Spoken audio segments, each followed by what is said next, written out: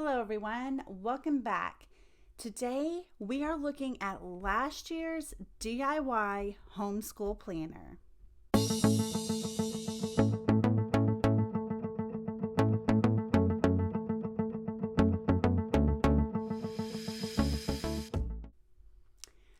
All right, you guys, I'm so glad you have taken the time to watch this video today, and we are going to get started. I'm just going to do a flip through of my planner that I created for the last school year for 2020 to 2021 for kindergarten is what I use this for. And wanted to tell you kind of how I used it as well. And so you'll see here on the front, this is a 5-star, 1-subject notebook. And you can see how it looks now, how it's kind of grown with me. So I added a pin loop here. I do have a lot of items in the description box below, so I should say that before I open this. But yeah, I added a pin loop here. You can quickly, use this part right here to hook on quickly. Nothing. I can't get that one to work. I usually use a friction pin in my planner. That's what I plan with. But even this one will hold. And this is a uni jet stream. And it's, that I don't want to go in a pin loop, material. But it will hold it. It will go in there just like that. Okay? So I'm going to take that back off. It has a pocket here in the front. I just had some cards, how to write the date, the times of the day, and we were working on walking. That was our focus for one of the weeks. So I just kind of stuck those right there in the front. I did a little tiny bit of decorating, but not really. And I used this layout, okay? I like this layout because it's simple. You put the subjects obviously across the top and the days of the week, and you just fill in the days, and you have a spot here for your week number. I didn't like this layout because if I'm folding this back, because this is a letter size, right? Like a 8.5 by 11, notebook. So actually it's probably a little smidgen bigger than that. I have writing, but then I have to go Monday, Tuesday, Wednesday. You know what I mean? So it's like too much thinking. So I would rather have the day of the week and then all of the subjects. So you'll see that in my next video where I set up my new planner. But I did like this a lot. I used I'm going to excuse my reach. I used a Elmer's tape runner to adhere these printables, and for the life of me, whoever made these, wherever I got them, if I can locate it, I will link it below because I want to give credit where credit is due. However, there's no website or anything on the borders. I didn't cut these down at all, and so there's nothing on the border or anything. I can't look at it until who made it, where I got it, but it was free. But yeah, so I'll try to figure that out. So I just put it around. One thing that I also didn't like was that I didn't take into consideration the holes. And so whenever I was doing the tape running all the way around, the pages are sticky now. So that's one thing I'm going to do differently setting up my new planner is make sure I just do the tape on this page and then lay the printable onto this. And that will take care of that problem. I left a full spread in between each of the lesson plan pages. And my intention was to make notes, right?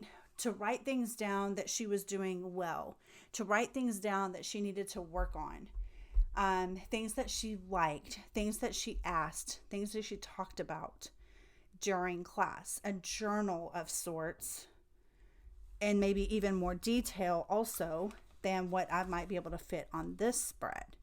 So I left that for every single week. So at this point, I'm going to continue flipping through, and I may have a little bit of commentary, but I basically used this exact thing for our entire school year.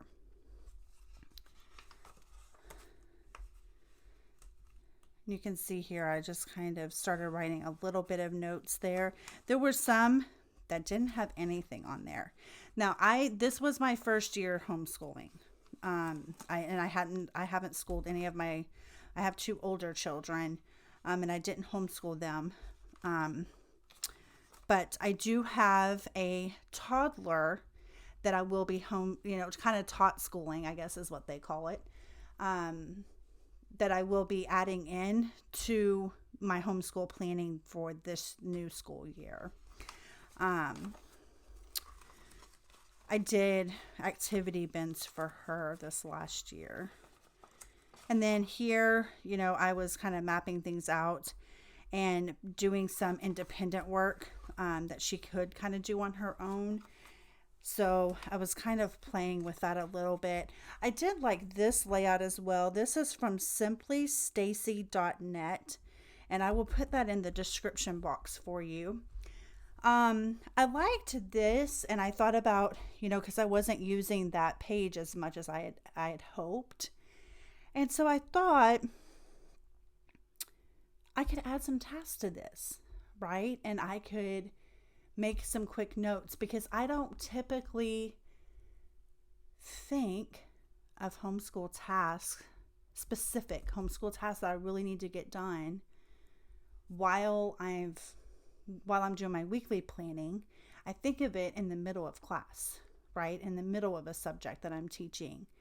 And so, the lighting changed. And so that was one of the things that I was trying, that I may actually add in a little bit this year as well.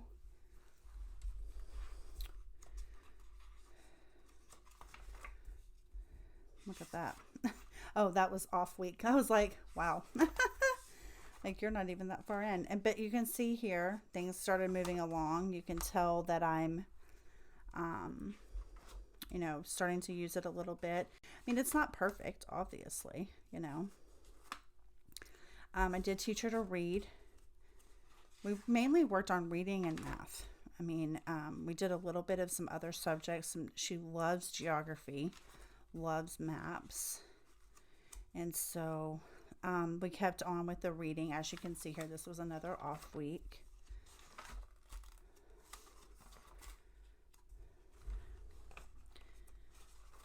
But yeah, I just used that.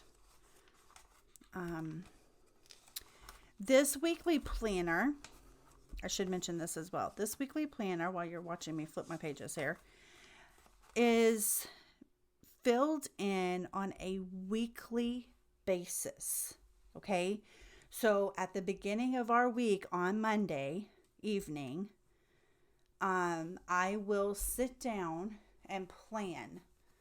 We're having a new homeschooling schedule this year. If you guys are interested in any of these topics, I need to know that from you. Okay. So I want you to drop me a comment down below and let me know what you want to see, and I will get that for you. But yeah, so, and like I said too, I use a friction pen when I'm planning these things. Okay. So I use a spreadsheet, to do my long range planning.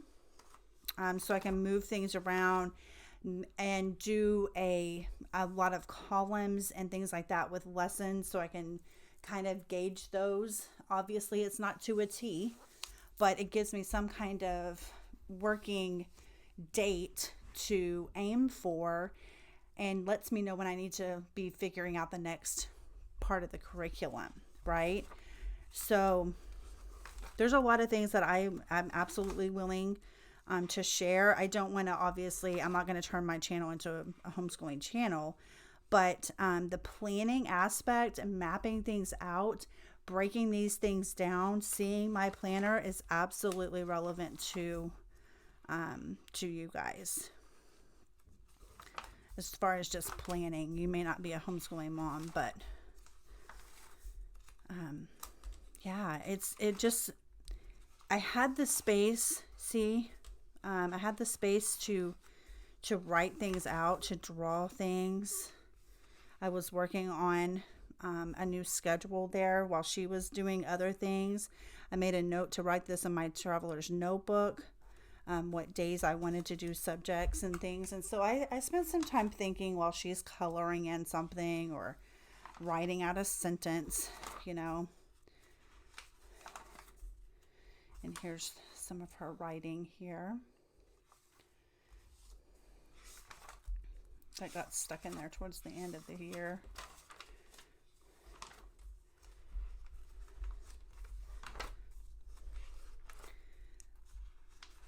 Another thing that I'm doing also is, and you can make charts in here if you want to, like I did.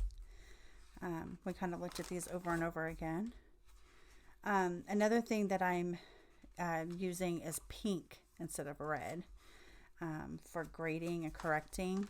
And so that was one thing that I just kind of added on my own that I was excited about. Customizing it, right, to fit us.